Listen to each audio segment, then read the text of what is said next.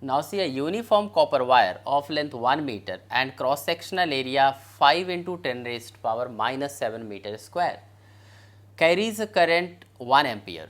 Assuming that there are 8 into 10 raised to power 28 free electrons per meter cube in copper, how long will an electron take to drift from one end of the wire to the other?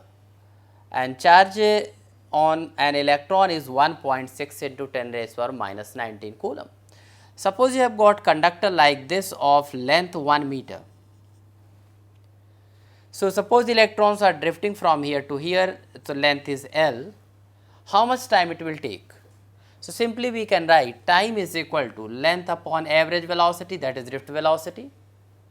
We know drift velocity is equal, I is equal to relation between current and drift velocity, A N E V D.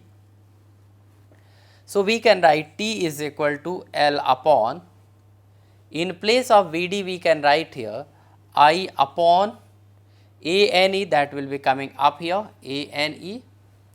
Now, everything is given to us, length is 1 meter, area of cross section is 5 into 10 raised to power minus 7, N is here 8 into 10 raised to power 28, 10 raised to power 28 here,